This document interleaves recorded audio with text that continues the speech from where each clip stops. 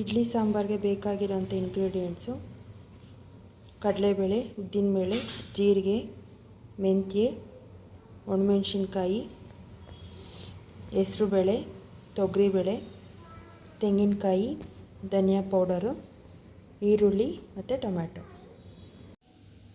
ಒಂದು ಕುಕ್ಕರಿಗೆ ಬೇಳೆ, ಹೆಸರುಬೇಳೆ, 1 ಸ್ಪೂನ್ ಅರಿಶಿನ, 1 ಸ್ಪೂನ್ ಆಯಿಲ್ ಹಾಕ್ಬಿಟ್ಟು ಚೆನ್ನಾಗಿ ಬಾಯ್ಲ್ ಮಾಡಿ. ನಂತರ ಬಾಣಲಿಗೆ ಸ್ವಲ್ಪ ಎಣ್ಣೆ ಹಾಕ್ಕೊಳ್ಳಿ.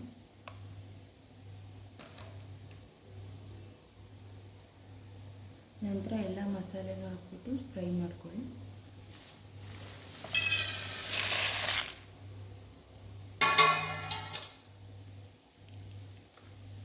ಕಾಯಿ ಎಲ್ಲ ಹಾಕ್ಬಿಟ್ಟು ಚೆನ್ನಾಗಿ ಫ್ರೈ ಮಾಡಿ. ನಂತರ ಬಾಣಲಿಗೆ ಸ್ವಲ್ಪ ಎಣ್ಣೆ, ಒಗ್ಗರಣೆಗೆ ಸ್ವಲ್ಪ ಸಾಸಿವೆ,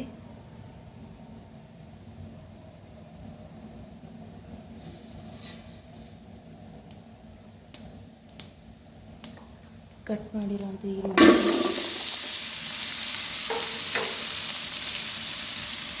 ಸ್ವಲ್ಪ ಉಪ್ಪು ಹಾಕೊಂಡು ಫ್ರೈ ಮಾಡ್ತೀವಿ.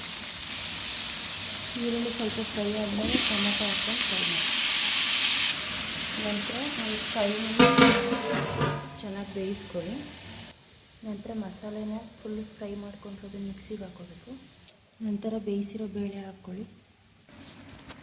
ನಂತರ ರುಬ್ಬಿರೋ ಮಸಾಲೆ ಹಾಕ್ಕೊಂಡು ಮಿಕ್ಸ್ ಮಾಡ್ಕೊಳ್ಳಿ. ಸೊ ಇಡ್ಲಿ ಸಾಂಬಾರಿಗೆ ರೆಡಿಯಾಗಿದೆ.